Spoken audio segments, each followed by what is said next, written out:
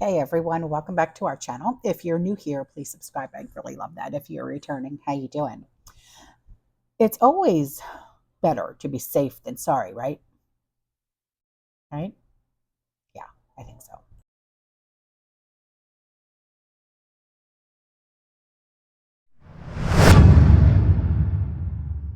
This is the warning that is coming from the UK government. Wouldn't have anything to do with, I don't know, a current winterous situation, right? And the fact that the state of the country's electric grid is in the face of, oh, I don't know, going down, like grid down.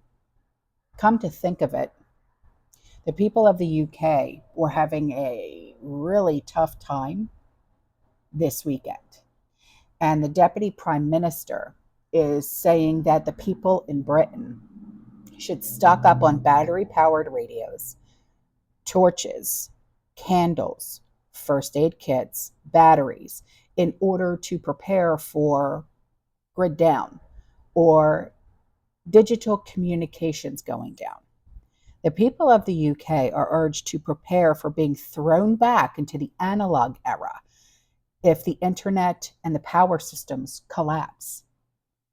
He said, in the past, it was common to keep a torch or candles in the cupboard underneath the stairs, but society has changed unrecognizably in the past 20 to 30 years. Take a listen to what the Deputy Prime Minister had to say. Thank you, Madam Deputy Speaker. We live in a dangerous and volatile world. The risks are more numerous, more complex, and are evolving more rapidly than ever before. The aftermath of the global pandemic, Russia's ongoing aggression in Ukraine, extreme weather events, cyber attacks, malign AI use cases. All of these and more threaten the security, safety, and stability of our nation. Protecting people is the first duty of government, which is why resilience is a top priority for this government. It is, quite simply, the means by which we seek to prevent risks becoming a reality. Our work to make our country as resilient as possible is a constant endeavour. The Resilience Framework sets out ambitious plans to continue to strengthen the frameworks, systems and capabilities which underpin the UK's resilience through to 2030, and we are building on those plans. The government has a role in bringing all actors together and to give them the skills they need. So today I can announce we are developing a new UK Resilience Academy that will improve the skills of those groups. It will provide a range of learning and training opportunities for the whole of society. For professionals, there will be a curriculum to build skills, knowledge and networks, and a centre for excellence for exercising. For businesses, there will be greater guidance and particularly assistance on threats to critical national infrastructure and cyber. And for citizens, there will be a unified government resilience website, which will provide practical advice on how households can prepare as part of a campaign to raise awareness of the simple steps individuals can take to raise their resilience.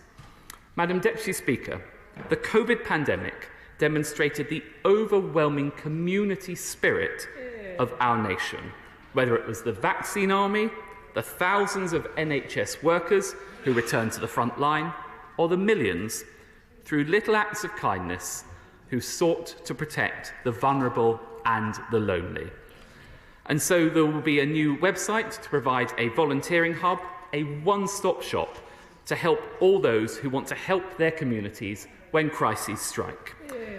And we are also continuing to develop our approach to chronic risks.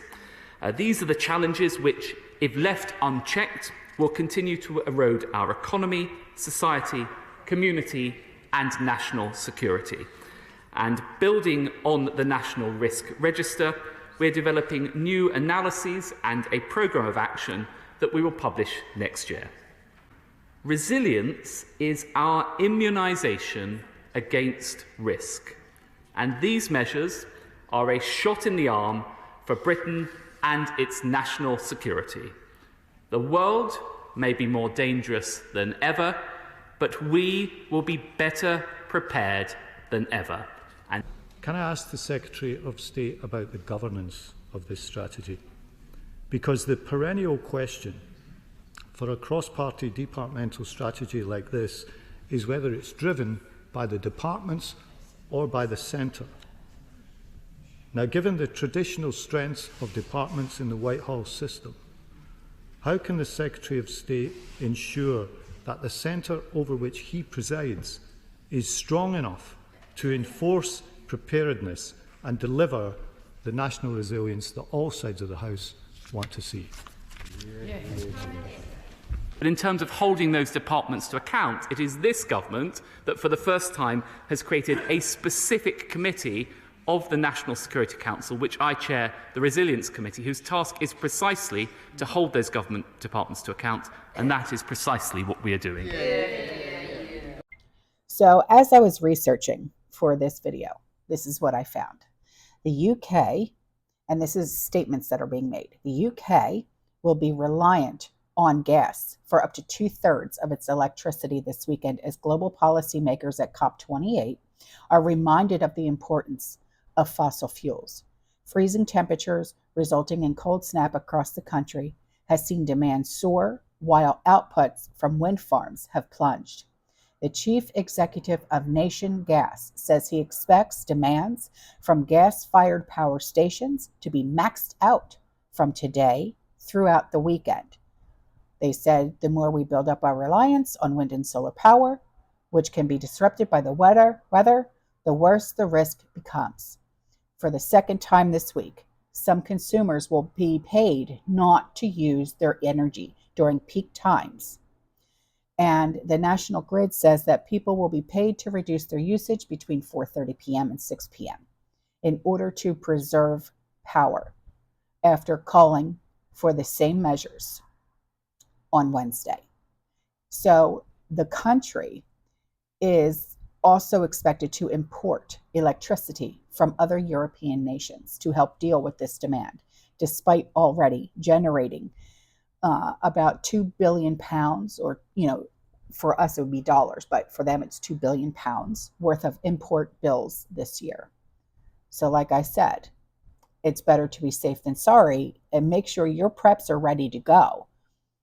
They're telling the people in the UK, like I said, to stock up on battery devices like hand crank radios, battery radios, flashlights, because the grid could melt down. And Britain's told Deputy Prime Minister urged the public to imagine what it would be like to go from living in today's society with everything being electronic and Wi-Fi and this and that, being pushed back to the 80s pretty much.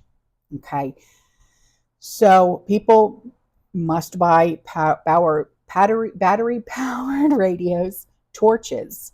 When they say torches, does that mean lighters?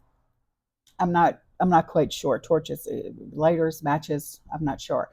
And candles to boost their personal resilience in the event of a national crisis that wipes out digital networks and power supplies.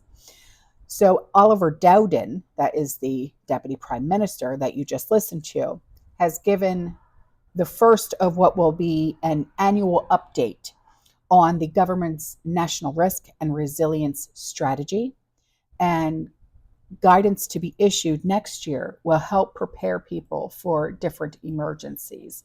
He said that the members of the public need to be more personally resilient, and he suggests that they become too reliant on devices that are powered by the internet. So in the UK, thanks to their net zero transition, the problem is generating the power reliability. And they have cut themselves so far to the bone by eliminating instead of modernizing traditional power sources that they are now in dire shape when backup is needed. So my thoughts and prayers go out to the people of the UK, because one of my best friends lives in the UK. All right. And for all of our community members that live in the UK, I'm so sorry that you have to deal with this, but you know, I just hope that you guys are prepped up and ready to go. Okay, guys, I'm out of here. I'll see you in the next one. You stay safe, you stay positive, you keep prepping, and as always, fear less. Ciao.